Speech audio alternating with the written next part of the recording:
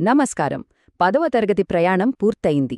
జీవితంలో ఒక పెద్ద ఘట్టం ముగిసింది. కానీ ఇది ఎండ్ కాదు కదా, ఒక కొత్త బిగినింగ్ అన్నమాట. మరి తర్వాత ఏ దారి తీసుకోవాలి? ఇదే ఇప్పుడు అందరి మదిలో మెదులుతున్న ప్రశ్న. ఈరోజు మనం ఆ దారులనన్వేషించి భవిష్యత్తుకు సరైన బాటను ఎలా ఎంచుకోవాలో చూద్దాం. ఒక కొత్త, ఉత్తేజకరమైన అధ్యాయం మొదలు కాబోతోంది. అవును, 10th క్లాస్ అవ్వగానే ఇప్పుడేం చెయ్యాలి? ఇది ప్రతి విద్యార్థి, ప్రతి తల్లిదండ్రుల మదిలో మెదిలే పెద్ద ప్రశ్న. మన ముందు ఎన్నో దారులు కనిపిస్తుంటాయి. వాటిలో ఏది ఎంచుకోవాలో కొంచెం కన్ఫ్యూజింగ్గా ఉండటం చాలా సహజం. కానీ దాని గురించి అస్సలు కంగారు పడాల్సిన అవసరం లేదు. ఆ దారుల మీద ఒక క్లారిటీ తీసుకురావడానికే ఈరోజు మనం మాట్లాడుకుంటున్నాం. సరే, అయితే ఈ ప్రయాణంలోకి ఇంకొంచెం లోతుగా వెళదాం. చూడండి, 10th క్లాస్ పూర్తి చేయడమంటే జస్ట్ ఒక ఎగ్జామ్ పాస్ అవ్వడం కాదు.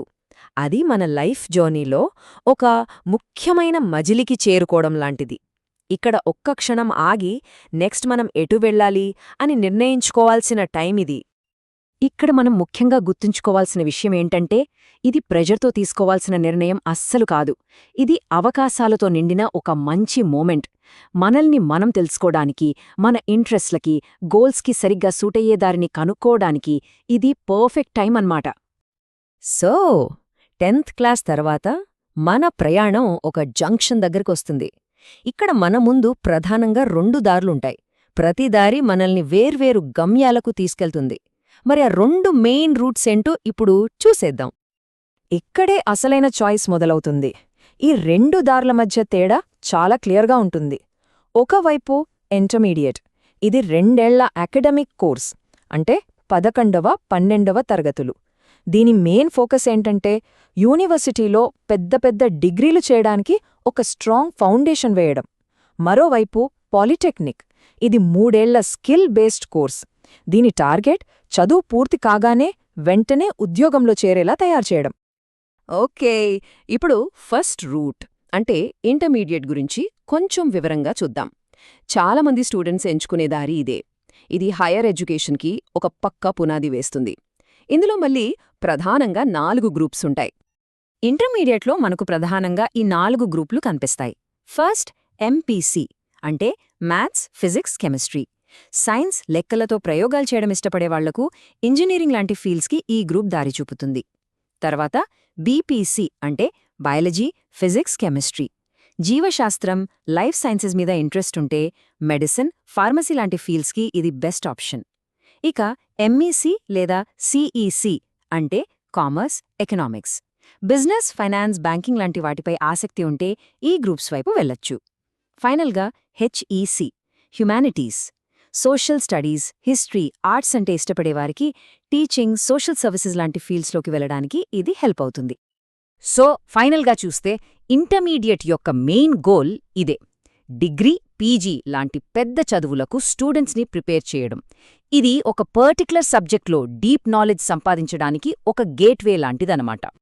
రైట్, ఇప్పుడు మనం రెండో దారివైపు వెళ్దాం. అదే పాలిటెక్నిక్, అంటే స్కిల్స్ బేస్డ్ రూట్. ఈ కోర్సులు థియరీ కంటే ఎక్కువగా ప్రాక్టికల్ నాలెడ్జ్కి, అంటే చేతితో పనిచేయడానికి, అలాగే జాబ్ రెడీనెస్కి ఎక్కువ ఇంపార్టెన్స్ ఇస్తాయి.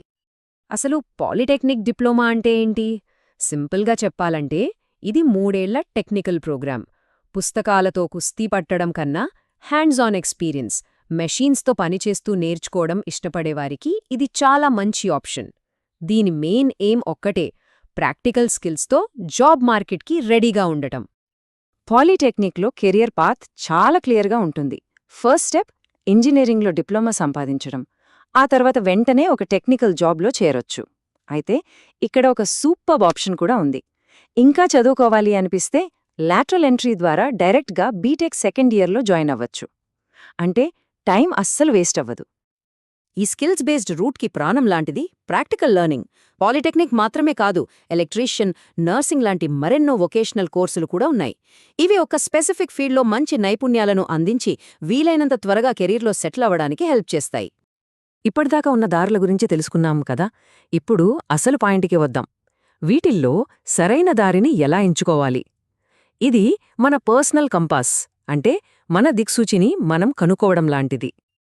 అవును, ఇది అందరి మైండ్లో వచ్చే క్వశ్చన్. ఇన్ని ఆప్షన్స్ ఉన్నప్పుడు కరెక్ట్ డైరెక్షను ఎలా సెలెక్ట్ చేసుకోవాలి? ఈ కీలకమైన నిర్ణయం తీసుకోవడానికి కొన్ని సింపుల్ టిప్స్ ఉన్నాయి. మంచి డెసిషన్ తీసుకోవాలంటే ఈ 3 పాయింట్స్ చాలా important. First and foremost, personal interest ఇంకా కెరియర్ గోల్స్ని ఫాలో అవ్వాలి. ఫ్రెండ్స్ అందరూ ఒక గ్రూప్ తీసుకుంటున్నారని మనం కూడా అదే తీసుకోవడం కరెక్ట్ కాదు.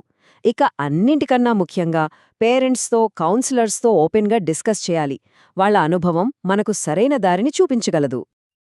ఈ ఒక్క వాక్యం మనం ఇప్పటిదాకా మాట్లాడుకున్న దానికి సారాంశం. మన భవిష్యత్తు మన ఆసక్తులపై నిర్మించబడాలి, ఇతరుల అంచనాలపై కాదు. గుర్తుంచుకోండి, ఫ్యూచర్ మనది. కాబట్టి డెసిషన్స్ కూడా ఇతరుల ఎక్స్పెక్టేషన్స్ మీద కాకుండా మన సొంత ఇంట్రెస్ట్స్, మన కలల మీద ఆధారపడి ఉండాలి. 10th క్లాస్ తర్వాత లైఫ్ అనేది ఒక కొత్త జర్నీ. ఏ దారి ఎంచుకున్నా సరే ఒక ఎగ్జైటింగ్ అడ్వెంచర్ మన కోసం వెయిట్ చేస్తూ ఉంటుంది. ఆ ప్రయాణానికి ప్రతి స్టూడెంట్ తన స్టోరీకి తనే హీరో. చివరిగా మనం గుర్తుంచుకోవాల్సిన ముఖ్యమైన విషయం ఒకటుంది. ఒక దారి గొప్పది, ఇంకోటి తక్కువ అనేది అస్సలు లేదు. అకాడమిక్ రూట్ అయినా, స్కిల్స్ బేస్డ్ రూట్ అయినా ప్రతి దారిలోనూ అద్భుతమైన అవకాశాలున్నాయి. మనకి ఏది సరిపోతుందో అదే బెస్ట్ రూట్ అన్నమాట. కాబట్టి ఈ సమాచారం హెల్ప్తో ప్రతి ఒక్కరూ ఆలోచించుకోవాల్సిన టైం ఇది. అసలు మన ఇంట్రెస్ట్స్ ఏంటి, మన డ్రీమ్స్ ఏంటి, ఎలాంటి భవిష్యత్తు నిర్మించుకోవాలని ఎగ్జైటింగ్గా ఫీల్ అవుతున్నాం? ఈ ప్రశ్నలకు వచ్చే సమాధానమే మన నెక్స్ట్ స్టెప్కి దారి చూపుతుంది.